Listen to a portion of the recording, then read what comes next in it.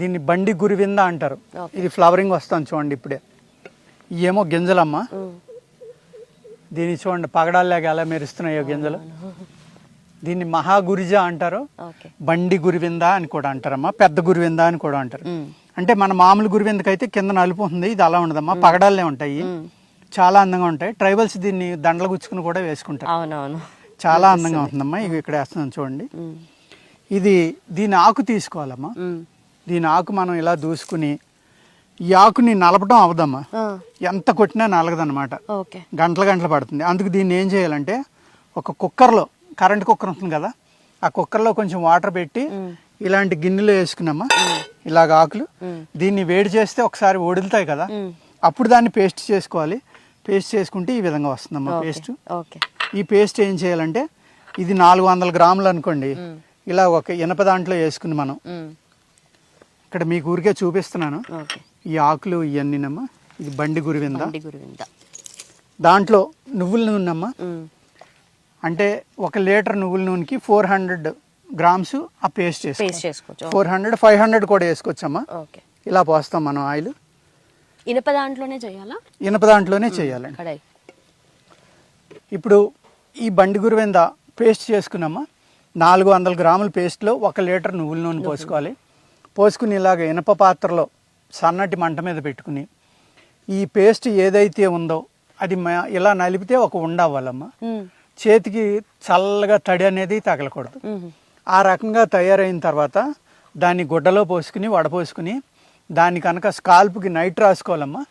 Night రాసుకుని రాత్రి దాన్ని అప్లై చేసుకుని ఉంచేసుకుంటే మంచిది.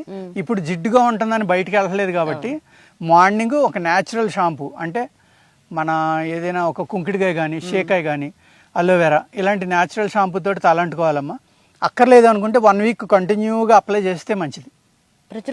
ప్రతిరోజు పెడితే కనుక శాస్త్రంలో రాసింది ఏంటంటే సౌడు బుర్ర మీద కూడా వెంట్రుకలు మొలుస్తాయి అనేది ఈ బండి గురివింద గురించి రాశారండి. ఇది నేను నా సొంతంగా చెప్పేది కాదు. అలాగే ఇప్పుడు చూడండి, ఇది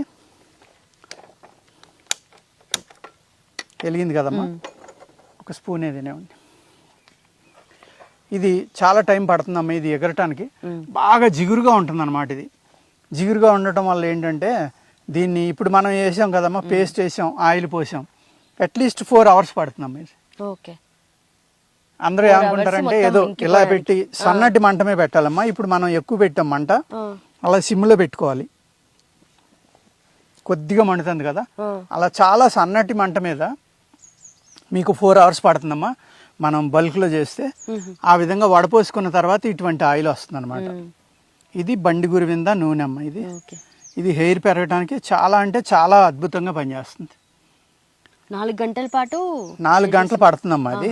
అలాగే చెప్పాను కదండి, మళ్ళీ చెప్తున్నా, ఈ ఆకు ఏదైతే ఉందో ఇది చాలా జిగురుగా ఉంటుందండి. మిక్సీలో నలగదు, నలిగినా కూడా ఆ జిగురు వల్ల ఏమవుతుందంటే చాలా ఆకులు ఉండిపోతాయి.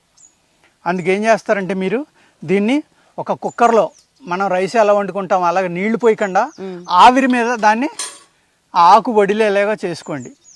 ఆవిరి తగిలి ఆకు వడిలింది అనుకోండి, మిక్సీలో చక్కగా పేస్ట్ అవుతుంది. మనం ఆ పేస్ట్ అనేది ఇందులో వేసేసాం, మన మూకిట్లో ఆల్రెడీ తయారవుతుంది. ఇది ఇలా కదుపుకుంటూ ఉండాలండి. ఈ కదపకపోతే ఏమవుతుందంటే అడుగున అంటుకుపోయి మాడిపోతుంది అనమాట. ఇది బర్న్ అయిపోయింది అనుకోండి, అడుగున అంటుకుని ఈ ఆయిల్ స్మెల్ కూడా బాగోదు, దాన్ని వర్క్ చేసి కెపాసిటీ తగ్గిపోతుంది. దీన్ని ఎప్పుడు ఏం చేయాలంటే తక్కువ మంటతోటి ఎక్కువసేపు కనుక దీన్ని చేస్తే మీకు సౌడు బుర్ర మీద కూడా ఎంట్రుకలు మొలుస్తాయి అనేది శాస్త్రంలో ఉందమ్మా.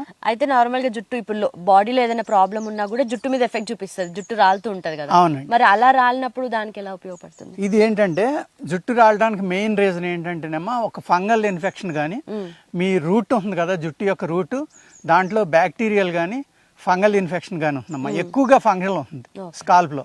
అందుకే సుండ్రు అనేది ఎక్కువ పడుతుంది కదా, ఆ సుండ్రు కూడా పట్టకుండా ఇది కాపాడుతుంది. ఆ మూలాల్లోకి వెళ్ళి అక్కడ ఏదైతే ఇన్ఫెక్షన్ ఉందో ఆ ఇన్ఫెక్షన్ నిర్మూలించి జుట్టు పెరగడానికి కావాల్సిన ఏ మినరల్స్ అయితే ఉన్నాయో ఆ మినరల్స్ అన్నీ ఇందులో ఉంటాయమ్మా. సాధారణంగా జుట్టు రాలిపోవడం అంటే మినరల్ డెఫిషియన్సీ వల్ల, ఫంగల్ డిసీజ్ వల్ల కానీ ఇవి రాలిపోతూ ఉంటాయి. ఏదైనా ప్రాబ్లం వచ్చి బాడీలో ఐరన్ చాలా ఇంపార్టెంట్ అమ్మా జుట్టుకి. ఐరన్ డెఫిషియన్సీ వల్ల రావడం కూడా ఈ పోతుంది. అలాగే కిడ్నీ డిసీజ్ ఉన్న వాళ్ళకి కూడా హెయిర్ లాస్ వస్తుందమ్మా.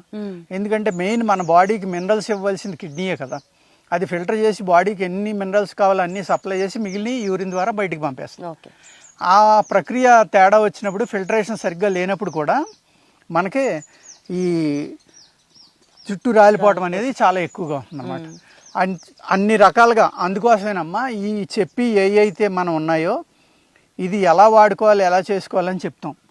దీని వెనకాల వైద్యశాస్త్రం అంతా చదివిన వాళ్ళు అయితే అసలు ఎందుకు రాలిపోతుంది, ఏ డెఫిషియన్సీ వల్ల రాలుతుంది, లేకపోతే ఏదైనా ఆ స్కాల్ప్ మీద బ్యాక్టీరియా కానీ ఫంగల్ కానీ ఉందా, దాన్ని ఎలా నిర్మూలించాలి, అలాగే అన్ని రకాలుగా చేసుకుని ఇది రాసుకుంటే చక్కగా పనిచేస్తున్నాం. డైరెక్ట్గా ఇది ఒకటి చేసుకుని రాసేసుకుంటే మీరు మొలిసేస్తుంది అన్నారు, మాకు జుట్టు రాలేదని అడగచ్చు. దానికి చాలా కారణాలు ఉంటాయి. ఆ కారణాలన్నింటినీ కవర్ చేసుకుంటా ఇది వాడుకుంటే ఏ మెడిసిన్ అయినా అంతేనమ్మా.